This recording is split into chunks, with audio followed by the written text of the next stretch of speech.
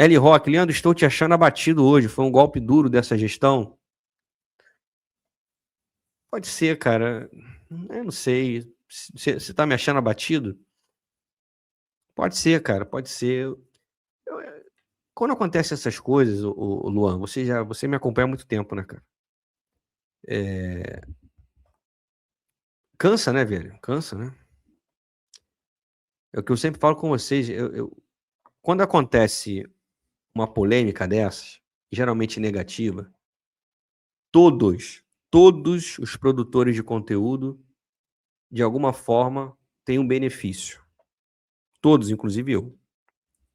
Por quê? A galera tá puta, tá com raiva, quer ir pra internet pra desabafar, então geralmente a audiência das lives aumenta, a galera vê mais vídeos. Eu tive um aumento agora de número de inscritos por conta dessa cagada que o Fluminense fez. Os vídeos estão com uma quantidade maior do que o normal nas visualizações. Mas isso tem um limite, cara. Qual é o limite? É isso não mudar. Ninguém vai ficar acompanhando um clube, uma diretoria, um time que só dá desgosto. Então, essa coisa de que vocês gostam do caos. Não, cara, a gente não gosta do caos. A gente, de alguma forma, acaba se beneficiando dele, mas por um curto período de tempo. Que é exatamente esse curto período que a galera tá puta e vai desabafar naquele momento, mas depois ela vai embora. E eu não quero que vocês vão embora. Quero que vocês fiquem. Eu dependo disso. E para vocês ficarem, o Fluminense tem que ganhar, cara. O Fluminense não pode perder, o Fluminense não pode entrar num viés negativo. Primeiro porque eu sou fluminense. Não tô vestindo essa camisa aqui de sacanagem. Eu não finjo que torço pro Fluminense para poder agradar a galera. Sou fluminense desde que nasci, cara. Se eu quisesse ficar rico, eu teria falado de Flamengo, pô. Teria criado o Netflix. Se em 2008 eu crio o Netflix e não o Netflix, eu tava rico. De verdade, rico. Estaria com muitos milhões na conta. Mas eu fiz o Netflix porque eu sou fluminense, cara. Eu queria falar do clube que eu gosto, do clube que eu amo, que eu escolhi torcer e que me escolheu de alguma forma também. Mas eu sou jornalista. Então o jornalista tem que publicar tudo. E aqui eu tenho que falar tudo. Mas não vai adiantar o Fluminense tomar pancada, ter gestões calamitosas, que eu vou ficar, talvez, dessa forma como você percebeu, Luan, abatido, e não ter um futuro, cara. É o meu trabalho, cara. Falar de Fluminense é meu trabalho, já foi mais um prazer. E o que eu tô vendo, assim, já há muitos anos, é isso ruindo, cara. E quem poderia mudar essa história, que é o torcedor, de alguma forma, não tudo, eu não acredito na mudança de fora para dentro, mas o torcedor que poderia se indignar com essa mediocridade que vem tomando conta do clube nas últimas décadas, o torcedor, muitos deles, né? Não generalizando, ele acolheu que o Fluminense é medíocre. Eu vi uma mensagem aqui, é isso mesmo, nós somos medianos. Então, assim, o que eu vou fazer? E aí? Se o próprio torcedor já diminuiu de grandeza o clube que ele torce, o que eu, com a minha voz, atinjo alguns poucos milhares, posso fazer? Então, talvez essa tua impressão de abatimento seja isso, é um cansaço, cara, sabe? Eu não vou deixar de fazer o que eu faço, porque eu ainda gosto. E essa troca aqui que eu tenho com vocês é o que eu mais prezo, cara. O momento mais esperado do meu trabalho, desde que eu fundei o canal, é o Domini passa a conversar com vocês. Independentemente de resultado. Mas, pô, cansa, né, velho? A gente vive de algumas vitórias, a gente se diverte, porra, jogamos bem, caramba, agora vai e tal. Mas isso aí são momentos, cara. Eu sempre falo isso aqui, uso essa metáfora da guerra. A gente tá ganhando essas batalhas aqui, aí ganha um pouquinho ali, ganha outra batalha ali. Aí tu vai ver as grandes guerras, e tá lá sempre os mesmos clubes, a gente não chega nem perto de ganhar guerra, a gente ganha das batalhas. E, pô, cara, eu tô de saco cheio de só ganhar batalha, pô. Eu quero ganhar guerra, eu quero ser campeão. E quando é que a gente vai ganhar um título relevante de novo? Aí é lutar troféu quarto lugar, ganhar um carioquinha, que nem isso a gente consegue. Então, eu acho que é isso, Luan. Acho que é cansaço. Eu tô cansado, mas isso passa. Amanhã eu já fico numa boa de novo, tento me concentrar em outras coisas, aí talvez eu melhore um pouquinho o humor. Seja bem-vindo aí, Marcos Machado, novo membro do canal. Valeu, irmão. Obrigado aí pela moral. E vamos lá, vamos seguindo aqui com as mensagens. Tá, viúva do Fernando Henrique. Foi a viúva do Marcos Felipe, agora do Fernando Henrique. Não sei se chegou a seu conhecimento, mas em junho temos centroavante novo. Lelê vai voltar do Pafos. Esse time é da onde, cara? É Grécia? Chipre? Sei lá, a Fluminense desovou o Lelê. Cara, o Lelê, pelo amor de Deus. Vitor Rodrigues, salve Leandro. Hoje nem a vitória tiraria esse sentimento que estou. É, tem isso, né, cara? Aí se empata ali naquele final. Pô, maneiro. Mas ia mudar o quê também, né?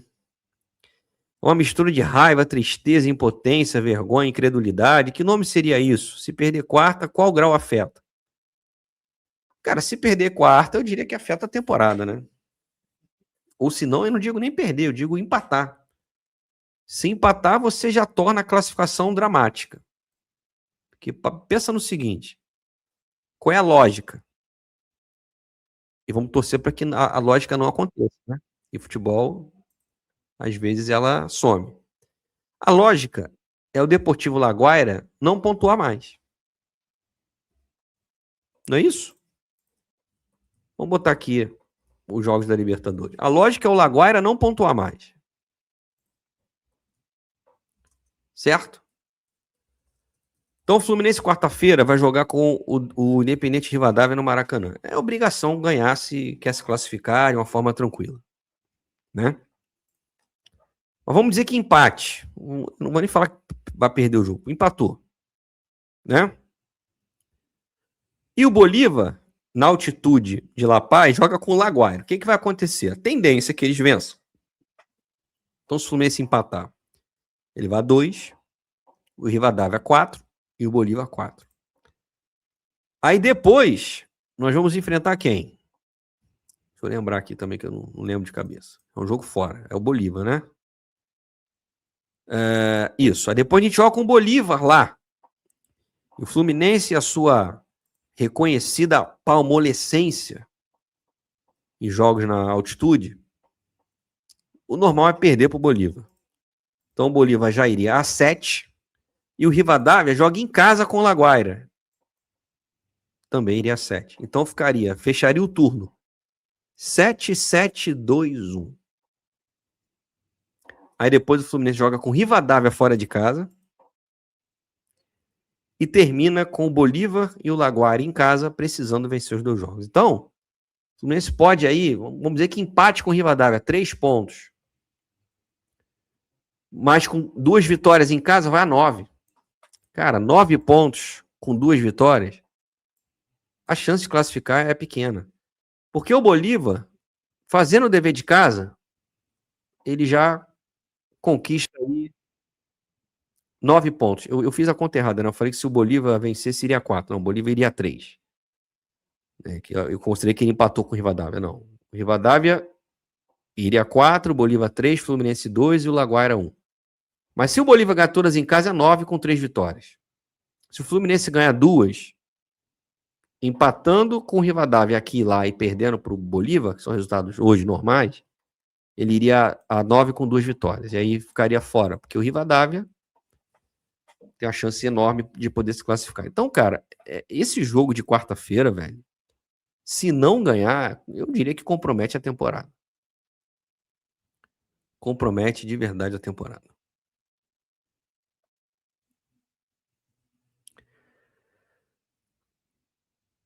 Vamos lá. Tá aqui o Luan de novo. A galera da oposição não aparece, não faz um barulho, só pedem voto. Pois é, cara. Então é sobre isso também. O único que ainda bota cara mesmo que virtual, é o Rafael Rolim. Tá sempre se posicionando, marcando presença. Vai falar, o que ele pode fazer? Agora não pode fazer nada, pô. O Matheus foi eleito, cara.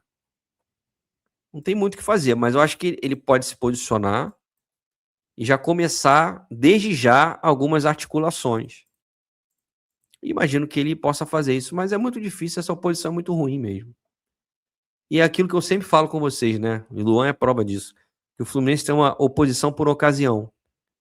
É uma oposição que só é oposição porque não é situação, não é uma oposição porque quer mudar, ela só quer estar lá dentro, e que só aparece faltando meses para a eleição. Então, esse tipo de oposição é difícil a gente contar, né?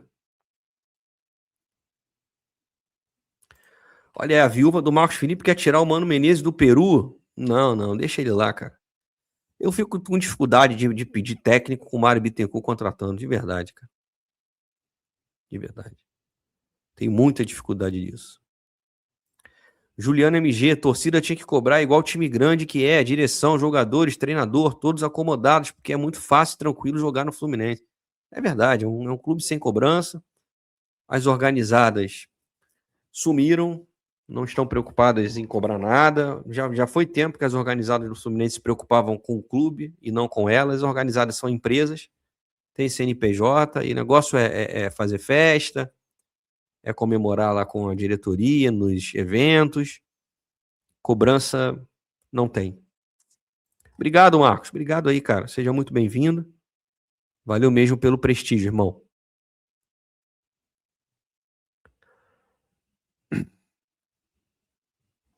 A Viviane está dizendo que a derrota foi boa para queimar mais ainda a gestão. Eu tenho para mim, Viviane, que derrota nunca é bom, nunca é boa. Eu jamais vou torcer para o Fluminense perder, embora muitas vezes mereça.